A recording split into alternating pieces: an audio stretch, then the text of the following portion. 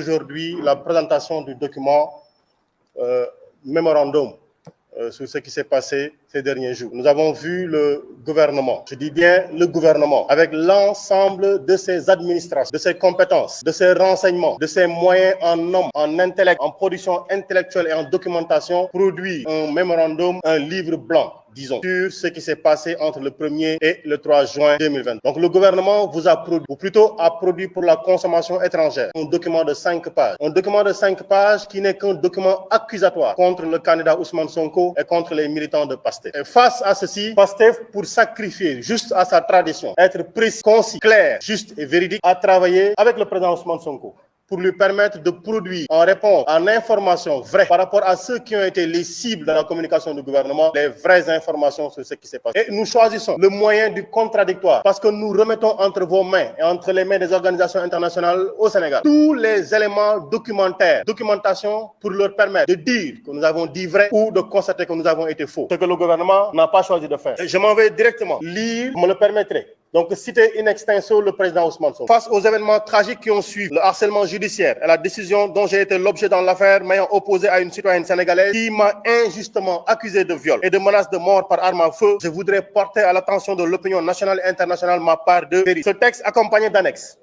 est un récit documenté. Il apporte une réponse aux allégations non documentées du gouvernement du Sénégal, me présentant comme étant le responsable des événements tragiques qui se sont récemment produits au Sénégal. Il est accompagné d'un ensemble de pièces et annexes prouvant la véracité des faits qui relèvent de la responsabilité historique et entière du président Macky Sall, de son ministre de la Justice, de son ministre de l'Intérieur, sa police, sa gendarmerie, ses milices armées et ses juges. Ce document est destiné en premier lieu au peuple sénégalais, ensuite aux autorités consulaires, aux organismes internationaux, aux amis et partenaires du Sénégal, ainsi qu'à tous les démocrates d'Afrique et du monde. Pour contribuer à la clarté des événements cités, ce témoignage factuel et non polémique, uniquement guidé par le souci de rétablir la vérité, est conçu autour des points que nous allons développer là et maintenant. Et quels sont ces points? Il nous faut retourner à l'origine de tout ce qui s'est passé. Le cadre documentaire a présenté la situation. Je voudrais simplement que l'on s'accorde sur une chose. La notion de violence exprime l'exercice d'une contrainte, d'un assujettissement par la violence, même donc par la contrainte, qu'elle soit une contrainte physique ou morale, en tout cas pour enlever le libre arbitre, pour contraindre une personne à faire ou à ne pas faire quelque chose dont elle aurait la liberté de faire ou ne pas faire. Voici en substance la définition qu'on peut donner de la violence. Mais quand on regarde toujours le cadre de la violence, il y a toujours un brimeur, un bully. That's true. Il y a toujours un brimeur, donc quelqu'un qui exerce la violence. Il y a des faits de violence et il y a la victime. Et les faits de violence sont toujours constatés sur la victime. Je dis bien, les faits de violence sont toujours constatés sur la victime. Et depuis 2021, et depuis même l'histoire de la radiation d'Ousmane Sonko, faites l'historique des victimes. Faites bon sang l'historique des victimes, vous ne verrez autre personne que militants de PASTEF ou de l'opposition. Parce que les sièges qui sont attaqués depuis 2016, c'est un acte de violence. C'est contre le siège de PASTEF. C'est PASTEF qui en a été victime. Mariam Sagna qui a été tuée, c'est une militante de PASTEF. C'est une violence. C'est contre un militant de PASTEF. Faites la situation de tous ceux qui sont en prison pour opinion politique, pour militantisme à PASTEF, dans PASTEF. Faites-le. Ceux qui ont été torturés, ceux qui sont morts, ceux qui ont eu des blessures, à la majorité, à 99,99%, sont des militants de seul parti. Il y a simplement une conclusion à en tirer. Ou bien, c'est les victimes, ou bien, celui qui a fait la riposte a riposté de manière absolument violente contre une personne, un citoyen sénégalais. Et tout ce qu'ils disent, c'est la violence, la violence, la violence. Mais les victimes de violence, on les connaît aujourd'hui. Ils ont des noms, ils ont des visages, ils ont des balafres, ils ont des sacrifices qu'ils subissent. Ils sont en prison, ils ne sont pas avec leur famille. Et tout ce bon monde-là se trouve dans un seul bord. Donc le cadre de la violence que les gens subissent, il est manifeste, il est clair. Et je rappelle à notre attention à tous que depuis 2016, on connaît toutes ces personnes-là qui ont appelé d'abord à la radiation de Ousmane Sonko. C'est des gens qui sont en train aujourd'hui de faire les plateaux. Ce sont ces mêmes personnes-là qui ont appelé au meurtre sur Ousmane Sonko. Depuis 2018, jamais un juge ne s'est autosaisi.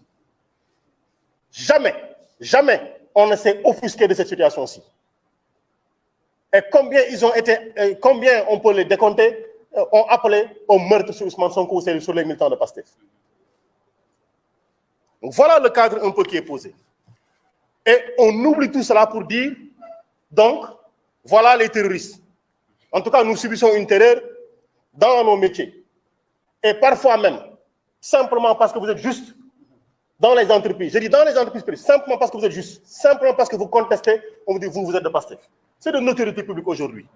C'est de notoriété publique. Je suis bien fier, moi, d'appartenir à Pastef. Et retournons donc au schéma du mémorandum, les raisons de ces manifestations-ci. Et je parlerai juste de l'histoire absolument récente de février et de mars 2021. Une dame accuse M. Sonko de viol avec l'utilisation de 2 armes à feu. On a vu tout le gouvernement être sur les plateaux. On a vu partout, toutes les autorités politiques du parti au pouvoir se prononcer sur le sujet. Et comme nous disions, ils ont déroulé le procès avant le juge. Comme si c'était pour indiquer la voie à suivre. Pendant 2 ans, 13 morts, des centaines de détenus, plusieurs blessés, mais aucune réponse. On reprend cette histoire-là, malgré une enquête claire, malgré des témoignages précis et clairs, malgré l'absence de preuves, malgré tout ceci, on choisit d'amener cette affaire-là sur la place publique. Et aujourd'hui, c'est le juge qui dit, mais voilà, il n'y a pas eu tout ce tintamarre-là, c'était du faux et de l'absolument faux. Et il veut nous faire, le ministre de la Justice, faire comprendre qu'il y a une distinction à faire entre une disqualification des faits, hein, etc. En tout état de cause. Voilà le constat qu'il y a eu. Et le peuple sénégalais, au nom de qui est rendue la justice, a pris le parti de dire « je défends la justice ». On en est arrivé à la même situation. Quand, parce que sur des débats politiques, un homme politique a dit « j'ai été diffamé ». Mais combien de fois Ousmane Sonko a été diffamé? Combien il a été accusé? Il a déposé 7 plaintes dans ce pays-ci, dans les tribunaux du Sénégal. 7 plaintes. Vous n'avez jamais entendu un juge appeler quelqu'un pour qu'il réponde aux plaintes de Ousmane Sonko. Aussi bien contre Bassirou Gueye que les autres. S'il y a une justice pour le pouvoir et contre Ousmane Sonko, et s'il n'y a jamais de justice pour Ousmane Sonko, il faut qu'on le dise, qu'on sache que nous sommes dans le royaume de Macky Sall. Et au-delà même d'Ousmane Sonko, nous l'avons dit tout à l'heure, il y a une traque absolue, un matraquage absolu contre toutes les voix discordantes. Et ça a commencé par le parti Pastef. Mais pendant longtemps, Ousmane Sonko a alerté. Il a toujours dit, ne pensez pas que ce qui est en train de s'abattre sur Pastef, cette violence d'État qui est en train de s'abattre sur Pastef est strictement réservée à Pastef. Parce que demain, quand il y aura une voix discordante, demain, quand vous serez touché, demain, quand vous voudrez donner votre avis, on va vous appliquer les mêmes règles que nous sommes en train d'appliquer à Pastef. Et aujourd'hui, on a fini d'en avoir les preuves. On a fini d'en avoir la matérialisation exacte parce qu'au-delà de Bassirou Diomaye Faye, de El Malick Ndiaye, M. Bracelet, de Waly Bodian, de Abbas Fall, Bilal Diatta, Fadilou Keita, Serigne Assane Mbacké, Amidia et autres, Babacar Ndiaye, le responsable des jeunes, et tout ce beau monde-là, il y a aujourd'hui d'autres personnes qui ne sont pas militants de Pastef. Et simplement parce que ces personnes-là ont voulu donner un propos contradictoire, un propos objectif sur la situation qu'on vivait au Sénégal. Pape Alé Niang, Serigne Saliou Gueye, Papa Ndiaye, Babacar Touré, Oustaz Assane Seck. Au-delà de ces personnes-là également, il y a des gens de la société civile qui ont eu à aller dormir à l'hôtel 0 étoile simplement parce qu'elles avaient une opinion contradictoire, une opinion qui rétablissait la vérité. Et Dambou connaît bien l'histoire. Niddof, Abdou Karim Gueye, Anibal Ndim, Cheikh Omar Diagne, aujourd'hui Cheikh Bara Ndiaye et Walfadjri pour l'histoire que nous en connaissons. Et à côté de ceci, nous sommes dans un pays où aujourd'hui, je dis au premier trimestre de l'année 2013, sur l'exécution du budget, c'est le ministère de l'Intérieur et le ministère des Forces armées qui ont les plus grandes hausses d'utilisation du budget. Dans l'année 2023, je veux dire. Ça veut dire quoi? La consommation budgétaire la plus importante, c'est le ministère de l'Intérieur et le ministère des Forces armées. C'est pourquoi? C'était pour acquérir du matériel militaire. C'était pour acquérir du matériel de maintien de l'ordre. Mais ce matériel-là ne sert pas à savoir où se trouve le corps de Didier Badji de Fulbert Sambou, où François Mancabou est. Et qu'est-ce qui s'est passé? Il sert simplement à dire à El Malick Ndiaye, on te suit. Il sert simplement à dire à Birame Khoudiailo, on te suit. Il sert simplement à dire à Ousseynou Ly, on te suit. Il sert simplement à dire à Bassirou Diomaye Faye, on est en train de traquer toutes tes messageries sur Facebook. Chaque fois que vous écrivez, nous allons commenter. Ils passent leur nuit à lire, à relire pour voir quel est le mot qui peut asseoir une infraction. Voilà ce qu'ils font aujourd'hui. Et ça n'est pas en train de s'arrêter ceci. Parce que aussi, la conséquence absolue de tout ce traçage, de tout ce flicage, de tout cet espionnage, c'est les constatations que nous avons faites sur le terrain. Aujourd'hui, nous avons enregistré 30 décès. Et pour les 30 décès, nous avons 4 corps qui ne sont pas encore identifiés. Et je dis bien, je le répète, pour qu'on nous entende bien, vous n'avez pas entendu des pluies, vous n'avez pas entendu des tornades, vous n'avez pas entendu des bateaux qui ont chaviré dans les océans.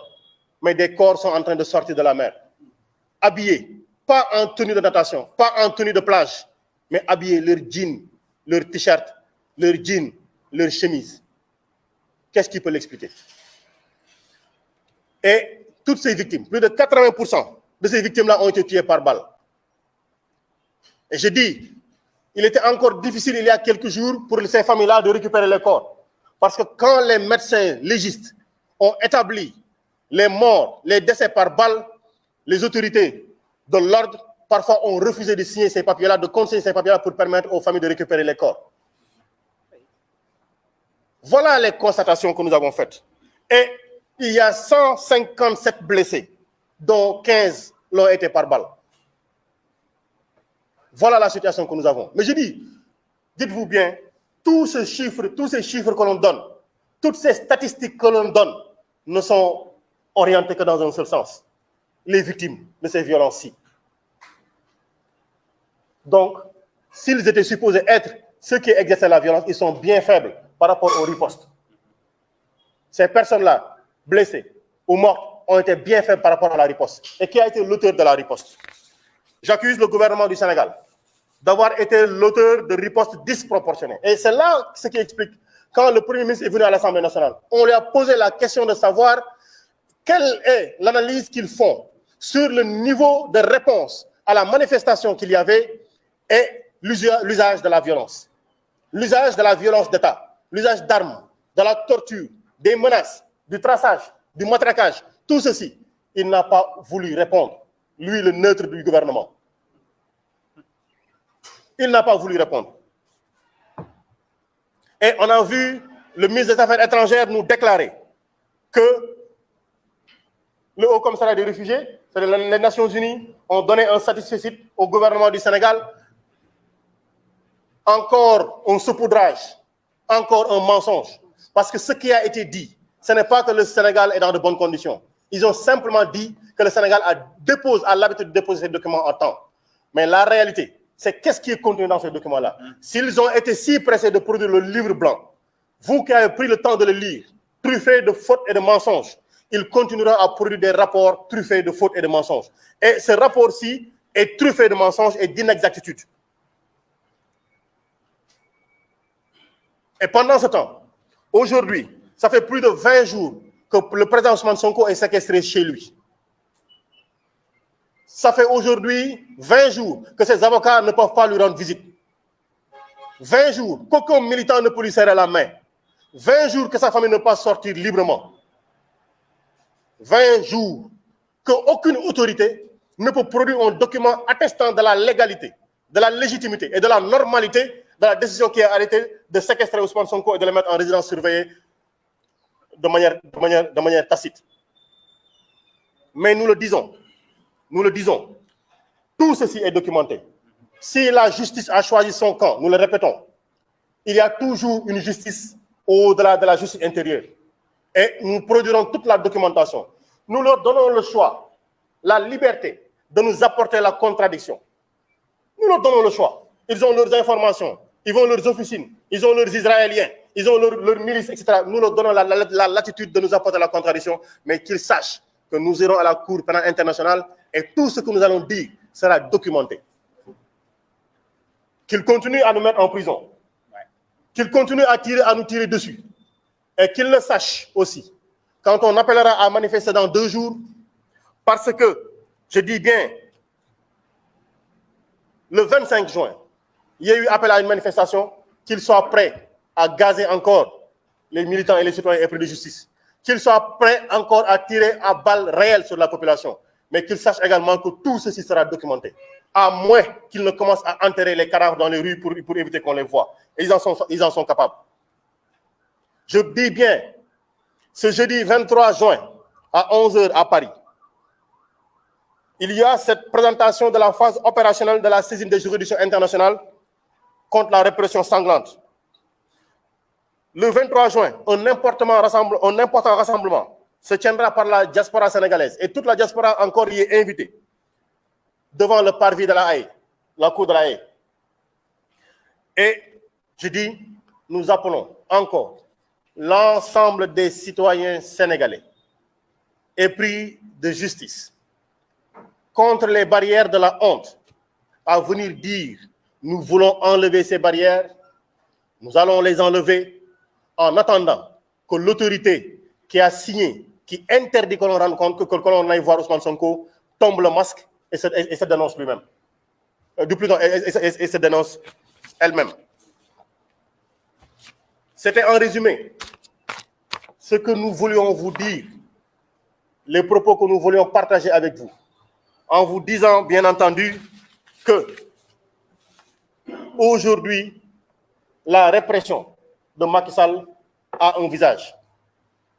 Parce qu'ils sont passés de maintien de l'ordre au crime d'État. Et on le sait, nous l'avons dit, et nous n'allons jamais cesser de le répéter. Ils ont acheté énormément d'armes, ils ont voulu nous le montrer au 4 avril. Énormément d'armes. Et ils nous disent que des terroristes sont entrés au Sénégal. En nous disant que des terroristes sont entrés au Sénégal, ils sont en train de nous dire que l'armée a démissionné. Parce que l'armée fait la police des frontières. Donc ils sont en train de nous dire que l'armée est incapable de protéger nos territoires. À partir du moment où le gouvernement officiellement nous dit que l'armée ne peut plus nous protéger, nous avons toutes les raisons d'être inquiets parce que le gouvernement vient d'acheter énormément d'armes et nous dit je ne peux pas assurer votre sécurité parce que des étrangers sont entrés ici avec des armes.